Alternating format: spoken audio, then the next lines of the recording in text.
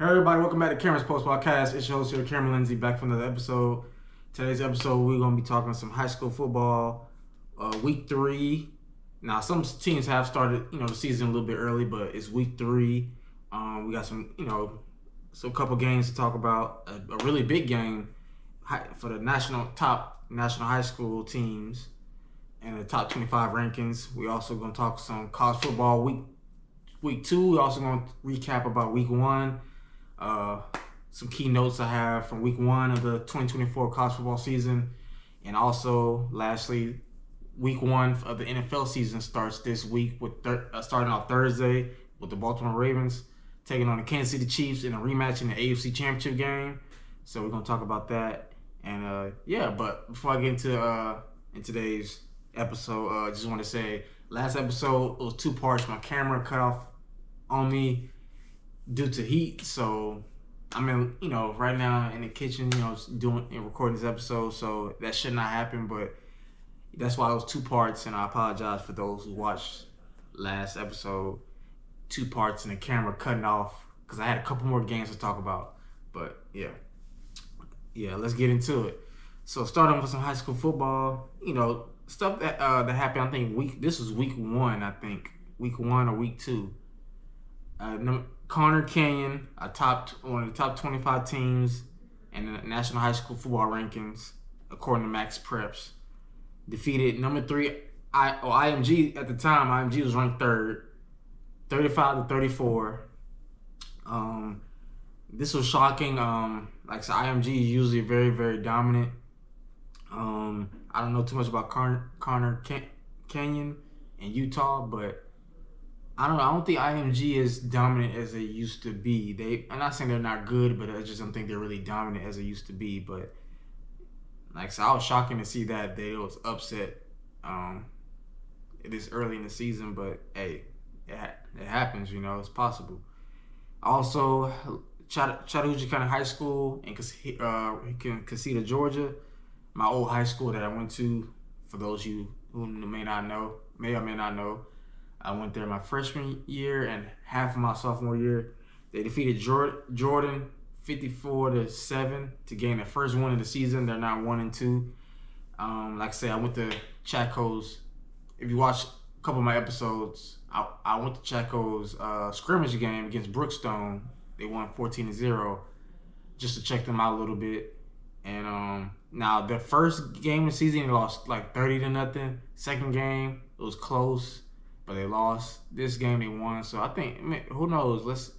Chaco's plenty of games left. They could, turn their season around. Last week was a great win at home. I hope they can keep the momentum up. I will try to at least go to 1 game this season at Chaco. I would love that. But I'm happy for shout out to Chattahoochee County High School in Casita, Georgia, picking up the win last week against Jordan High School, 54-7. And another note. 5-star quarterback Julian Lewis, who's committed to USC in the 2025 class, went 30 for 35 for 352 yards, 5 touchdown passes, 1 rushing, and a huge win over Rome. Now, for those of you who may have watched my previous episodes, when I talked about Julian Lewis, this man is legit the real deal. I see why Lincoln Riley is high on him. I see why he want to go to USC, which is that's not a bad choice, because Lincoln Riley is the quarterback whisperer. He's a quarterback guru. Look at the quarterbacks he's coached: Baker Mayfield, Kyler Murray, Jalen Hurts, Caleb Williams. So every quarterback he pretty much coaches either wins the Heisman Trophy, goes number 1 overall, or at least gets drafted in the 2nd round. So, and Jalen Hurts was a Heisman Trophy runner-up. So yeah, he's legit. And like I said, Julian Lewis has been working out with NFL pros since he was like a freshman or 8th grade freshman in high school. And, he skipped. He's supposed to technically be a junior right now, but he's reclassified and he's a senior this year at Carrollton High School here in Georgia. And he's very, very good. Last year, the past 2 seasons, Julian has thrown for 40-plus touchdown passes and only like 3 interceptions. So he doesn't turn the ball over at all much. I think, like I said, the first game of the season against Woodward Academy, he did throw a pick, but he bounced right back and threw like 3 touchdown passes right after that. So Yeah, he's legit the real deal. If I was y'all, I would really check out Carrollton High School. Check out Julian Lewis, 5-star quarterback. He's ranked the second overall player in the 2025 class, according to ESPN, and he's the second rated quarterback behind Bryce Underwood. But yeah, Julian Lewis is legit, and yeah, and also a last note, I probably might go to the Central versus Smith Station game for those of you who are in Columbus, Phoenix City. Central, number 18th ranked Central High School, home of the Red Devils, who won the 7A class Alabama State Championship last year. Went going undefeated. We'll play Smith Station this Friday on the road, and Smith Station is not far at all. So I'm thinking about going, but I know for a fact when they play IMG September 27th, I'm definitely going to that game. But I might go to this game too to check out both Central and Smith Station. But yeah, let's get into this high school game. Now this is according to Max Prep and a lot of other rankings, the two best high school teams in the nation. Number two ranked Bishop Gorman taking on number one Marta Del, team from California. Bishop Gorman is from Las Vegas, Nevada. This game will be this Friday, August 6th. Some key players to look out in this game are offensive. Now, bear with me because some of their names I may not say it right. But offensive lineman S.J. Alafutuli, 6'3", 290 pounds. He's in the 2025 class, and he's committed to the University of Miami. Defensive lineman James Carrington, 6'2", 270 pounds. In the 2026 class, he's uncommitted. Wide receiver Derek Meadows, who's 6'5", 200 pounds. In the 2025 class, he's uncommitted. Offensive lineman Douglas U2. Sorry if I'm saying that wrong. He's 6'5", 300 pounds, 2025 class, committed to the University of Tennessee. Defensive back Jet Washington, 6'4", 175, in the 2026 class, uncommitted. And I think he's also the nephew of the late great Kobe Bryant. And also we got that's some of the top players to look out for Bishop Gorman. And I'll say I watching Bishop Gorman play St. Thomas Aquarius last week or the week before. Yeah, last week because it was week 2. Bishop Gorman played St. Thomas Aquinas. That was a real good game, and they got a real big offensive line. Like I think their average height and weight is Bishop Gorman is 6'4", 300 plus pounds.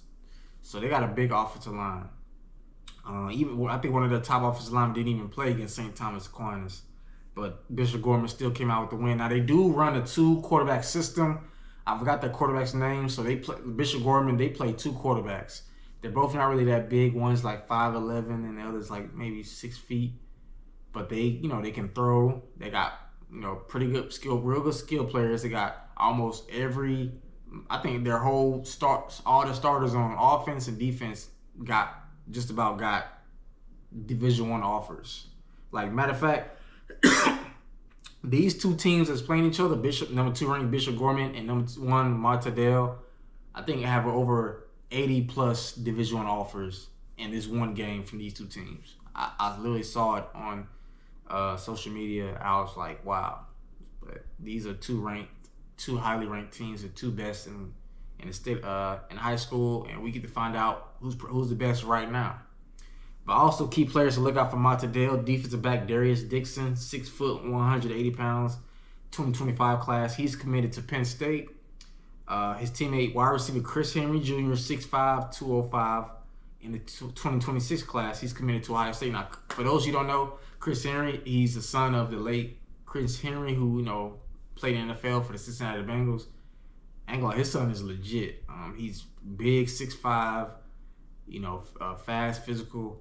I can't wait to see him play. I've seen a little bit of his highlights.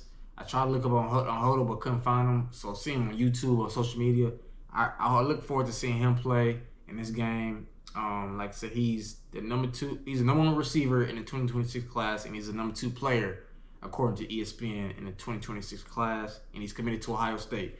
So he's a junior right now. Jeremiah Smith's a freshman at Ohio State. So imagine them two when they become teammates. When Jeremiah Smith is a junior and Chris Henry is a freshman, Ohio State gonna have a really good receiving core still. Right now they do with Emeka Ibuka, Jeremiah Smith, Tate, a couple other players, but yeah, Chris Henry Jr. is definitely legit. He's big, like 6'5", 205, and he's probably gonna get even bigger than that. So, but yeah, look out for him. Another player for Martindale, linebacker Abdullah Sanders Jr., 6'1", 225 in the 2026 class. He's committed to the University of Alabama. And lastly, defensive end Nasir Wyatt, 6'3", 215 pounds. In the 2025 class, he's committed to Oregon.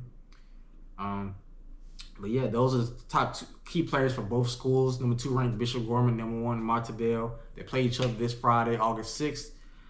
If I had to pick a winner, I think I'm going to lean slightly towards Martindale. Watching Bishop Gorman against St. Thomas Aquinas, they are vulnerable. Like I said again, I just don't really trust their quarterbacks. I know they run a 2-quarterback system, but I feel like Martindale may have a better skill players, especially led by Chris Henry Jr., who's 6'5", 205. I feel bad for the DBs, even though I know you got Jet Washington for Bishop Gorman, Kobe Bryant's nephew, who's 6'4", 175. But yeah, Chris Henry, he's legit, so you're going to have to bring it. But yeah, that's high school football. Let's get into some college. So week 1 was last week. Keynotes to look out for. Colorado defeated North Dakota State 31-26 in week 1 at home. Now, I did pick Colorado to win. I thought it was in a close one because North Dakota State is not no pushover at all for those who watch college football faithfully. They're on the FCS level. They're a powerhouse. They have won, I think, 11 of the past 14 FCS national championships, and they have produced some pretty decent, good talent to the NFL. Even though some of them ain't working out, like Trey Lance or Carson Wentz, but they at least send them to the NFL. Excuse me, but plus, like I said, I love Deion. Like I said, love Colorado, what they got going on. But I'm like, until I see it, I was like, I feel like North Dakota State's gonna be able to move the ball, score.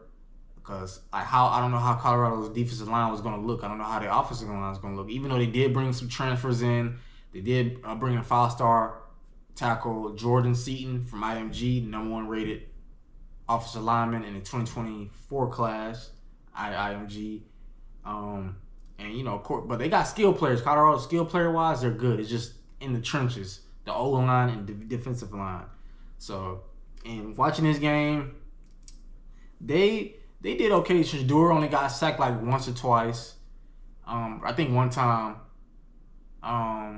And he slung it. He brought it. Shador had 445 yards passing on 26 of 34 with 4 touchdown passes. So he balled out. So he, like I said, I'm telling you this. But if you're saying Shador is not a first-round quarterback, you don't know football. I don't care who you are. This man is legit. He's 6'2", 215 pounds. He has a pretty good arm. Not saying super elite, but a good arm. He makes pretty good decisions. He doesn't really turn the ball over like that. Even when he was at Jackson State, I know that's at Jackson State at the lower level, not FBS level. So, but even when last year at Colorado, he didn't turn the ball that much. Even though he got sacked, he still did pretty good. It's just Colorado as a team wasn't really good. He got sacked over 50 times. He was the most sacked quarterback ever. And like Joel Clack, shout out to Joel Clack on his podcast, the Joel Clack Show. He said if Colorado's offensive line doesn't have to be elite, they just got to be better. Meaning, like, let's say they give up 30 sacks, which is still not good. That's less than 50 plus sacks. So, yeah, and Colorado defense looked a little bit better, but they still couldn't stop the run. I know North Dakota State quarterback, he was able to run the ball, so they they got to be able to stop the run. If they want to compete in the Big 12, they of course got out. Like I said, I can't really say Colorado's offensive line is completely fixed because playing North Dakota State. I want to see how they play Nebraska this week, so I want to see how they look on the road. Will they be able to keep Shedeur up more, protect them more? Because Nebraska does have a pretty solid front. I watched the spring game; look pretty good. So if they can keep Shedeur up and not give up. Let's say they only give up maybe 2 or 3 sacks. Then okay, I could take that. But you're playing a harder competition instead of North Dakota State. And also in this game, cornerback and wide receiver Travis Hunter had 7 catches for 132 yards and 3 touchdowns. He left off like he did last year, balled out. Now, I know this is the first game. I know some people saying Travis Hunter shouldn't be playing both ways. I will say this. I probably wouldn't have them many snaps. I would give him more breaks, but I think he can do it. I really think Travis can play both ways in college level. He could probably do it in the NFL level. I'd probably play more DB because in the NFL it's more physical, it's more faster, so you can get hurt even more NFL level playing both ways. So if I was him, I probably would maybe keep it limited, but still do it. I think if I was a team, I'll draft Travis Hunter. You're getting depth. So if he wants to play corner receiver, let him. Just be mindful on his body and not overwork him. Not saying Colorado is overworking him, but this is a college level, so I think it's fine. He balled out. Don't forget about Jimmy Horn Jr., number 5. He balled out also, having over 100 yards and a touchdown. So what I think from this win, is a good win over a pretty good FCS team in North Dakota State. I think Colorado still got some stuff they got to work on. Like Shannon Sharp said, Shannon Sharp and Ocho Cinco said on their podcast on Nightcap. Shout out to them. Colorado, they still see some of the problems they saw last year. Their defense got to get stops. The defense got to stop the run.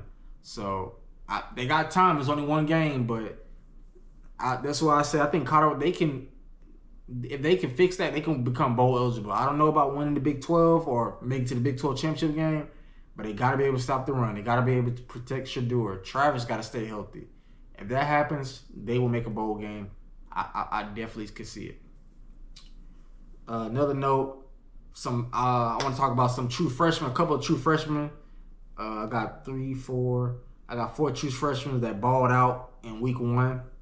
Starting with Nebraska 5-star quarterback Dylan Raiola went 19 of 27 for 238 yards and 2 touchdown passes in a huge win over UTEP. Now, it is only UTEP, a team in a group of 5 out of Conference USA, but I think Dylan, he looked pretty good. That's why I was surprised when Nebraska named him the starting quarterback. I think Matt Rule, the head coach, made the right decision because he balled out. Dylan can change Nebraska's culture. He can bring them, maybe back to the promised land. And he looked pretty good. I know I watched Joel Clack's show today, and he said, if Dylan, let's say Dylan is, he didn't exactly say it because I can't remember exact word for word, but he basically said Dylan Raiola, and let's say Dylan is kind of mid in a way, as my generation said. Let's say if Dylan Raiola is mid and not super elite, but mid, he said Nebraska could fight for a college football playoff, which is right. Technically, yeah. If he plays like this, 200-some yards, 2 touchdown passes, maybe not turning the ball over, Nebraska could have a shot, but I think Dylan could be legit. I think he could be legit. Nebraska's got a lot of talent. I watched their spring game. They got talent on defense. And, yeah, now it's going to be harder now with Colorado, but I still think that's going to be a good game. Dylan Raiola versus Shedeur Sanders. And the rematch last year, Nebraska played Colorado on the road. Colorado won that game in a blowout, but I don't think that's going to happen again. I really don't this year because Nebraska looks completely different. Another freshman, wide receiver Jeremiah Smith from Ohio State, had 6 catches for 92 yards and 2 touchdowns. Now, before the game, it was reported that Jeremiah Smith was going to start. He became the first freshman receiver to start for Ohio State, I think, since a long time ago. But I forgot what exact year. But he's definitely legit. I can tell. Even I watched him a little bit in that spring game. You know, Jeremiah Smith, he's big. He's 6'3", almost 220 pounds. He looks, you know, they were saying he looks bigger than Marvin Harrison Jr. And Marvin Harrison Jr. was just the first round pick in this year's NFL draft. So I think, you know, Jeremiah Smith is gonna be legit. He probably gonna be. I think Emeka Ibuka technically is their number one receiver, but it would not surprise me if Jeremiah Smith ends up becoming their number one receiver. Even Joel Clack said on his podcast, on the Joel Clack show, that if Jeremiah Smith is open if he's covered 1-on-1, and he might have a point. He might have a point. Now I know they played Akron, so I would love to see, like, you know, Jeremiah Smith against competition like Oregon and Michigan and Penn State. But he balled out. He had a good game. So shout out to him. Another true freshman wide receiver, Ryan Williams, at the University of Alabama. He had 2 catches for 139 yards and 2 touchdowns and a 63-0 win over Western Kentucky. I will say this: yes, it's Western Kentucky. You know, the team from the Conference USA. They could have played somebody. I wish better competition, like, I don't know, Wisconsin. I mean, they do play Wisconsin. They could have played them week 1. But and I'll say this for those who don't know: Ryan Williams is a 5-star receiver. He's supposed to be a senior this year, but he reclassified. He's only 17 years old, so Ryan won't be 18 till sometime early next year. So yeah, he's 17 years old, and he balled out. He looks like a legit star. I think he will be a star. Yeah, he's rated, you know, the number 1 receiver according to ESPN. Even though I like Cam Coleman, but yeah, shout out to Ryan Williams. Speaking of Cam Coleman, he had 2 catches for 62 yards and a touchdown against Alabama A&M. Like I said this before, Cam Coleman, you know, freshman from out here, you know, at the University of Auburn, from Central High School, and here in Phoenix City. You know, I ain't gonna lie, he's one of my favorite freshmen to watch this season. I think he's gonna be special. Like, he's 6'3", 190 plus pounds. He has a great frame, a great catch radius. He can go and jump the ball. He's a pretty good route runner. He's only gonna get better. He's only gonna get stronger.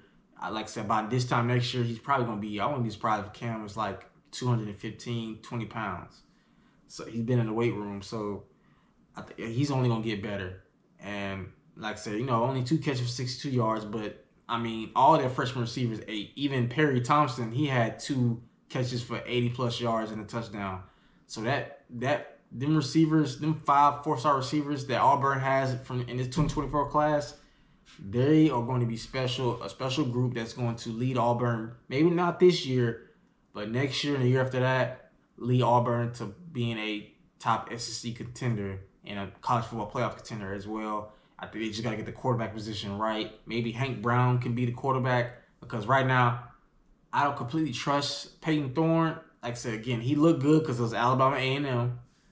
But I feel like if he can limit those turnovers, they could possibly be maybe a dark horse. I don't think they'll go to the SEC championship game, but it could be a dark horse. But Peyton Thorne just has to take care of the ball once they get to better competition. Like this week, they played Cal, which I'll get to that game and make my prediction. But yeah, another note. Now, some players that are not freshmen that balled out. Boise State running back Ashton Jeanty had 20 carries for 267 yards, 6 touchdowns against Georgia Southern. That was a real good game. He balled out. I was like, when I looked and seeing over 200-something yards, I was like, wow, and 6 touchdowns. So it took all 200-something of those yards to beat Georgia Southern. It was a close game. This week, Boise State plays Oregon, and I know Oregon struggled against Idaho State, so they better bring it, because if they don't, I think Ashton Jeanty probably might have another big game. And if he has another big game like this, Boise State will upset Oregon on the road. So, yeah. Also, Arizona wide receiver, sorry if I'm saying his name wrong, Tetaroa McMillan had 10 catches for 304 yards and 4 touchdowns versus New Mexico. Now, this is another performance that took every catch, every yard, all touchdowns to beat New Mexico, because it was a close game. You know, but I do still expect Arizona. Excuse me, sorry, y'all, just ate. I do expect Arizona to be a team that could compete in the Big 12 for Big 12 championship. Tetairoa McMillan is slated to be a top draft pick, a first-round pick in next year's draft, in the 2025 draft. He's 6'4", 6'5", fast, big catch radius, and he balled out against New Mexico. Also, this one right here, probably player of the week in a lot of people's eyes. I'll personally will give him player of the week. Miami quarterback Cam Ward went 26 to 35, 385 yards, 3 touchdowns, and only 1 pick in a blowout win over Florida on the road. The reason I would give Cam Ward player of the week in college football for week 1, I mean, mainly, like I said, they went to Florida. Even though Florida's not that good, he went on the road to Florida. This is his first year at Miami because he transferred from Washington State, excuse me. He transferred from there to Miami, won the job. He's a starter. It's his team. He's going on the road to Florida in that hostile environment. He did not sweat anything. Like, he balled out. Miami took control of that game at halftime. At halftime, it was not close. And after after seeing Florida State play, because I did predict Florida State to win the ACC, and Clemson play, and I predicted Clemson to face Florida State in the ACC championship game. I could say I was wrong. As a sports journalist, if I want to keep getting better, I think all journalists should admit when they're wrong when they make predictions. And I was wrong, picking Florida State. As you saw in my last episode with me and my dad, I was wrong. I think Miami right now is the favorite to win the ACC. Miami and Georgia Tech are probably the 2 top teams right now in the ACC. Because Georgia Tech's legit. They beat Florida State week 1. They beat Georgia State week 2. I think, like I said, Georgia Tech might be better than we all thought. Like, for real. Somebody said it on College Football Live. I think Joel Clack said it too. Georgia Tech's a lot better than we thought. But my game player of the week is Cam Ward, transfer from Washington State. If he plays like this, Miami's going to win ACC and make the college football playoff. Simple as that. And lastly, Tennessee quarterback Nico Iamaleava, sorry if I'm saying his name wrong, went 22 of 38, 314 yards, and 3 touchdown passes. He's a true sophomore. He played in 1 game last year in the bowl game. He balled out. And I think if Nico plays like this, Tennessee's going to be a legit SEC contender. They're going to be legit. I think he has a chance to be better than Joe Milton and Hendon Hooker, the last 2 quarterbacks for Tennessee. And both of them are in the NFL now. They're both backups, But I think Nico he's about 6'6". He's, has a good arm. I like his talent. I seen him play a little bit in the Cheez-It Bowl against Iowa when they blew them out. It was only 1 game, but even though who they played wasn't really nobody, but Nico looks pretty good. I look forward to seeing him play, like, maybe especially against Alabama and Georgia and Alabama. See how he plays. If he balls out in that, I would not be surprised if Tennessee ends up in the SEC championship game. But the SEC is gonna be loaded. It's gonna be a lot of contenders. Texas A&M, even though they lost to Notre Dame, they look pretty good. You got Ole Miss, you got Missouri, you got Texas, Georgia. Yeah, Georgia, Alabama, Texas A&M, Tennessee, LSU, even though they lost to USC,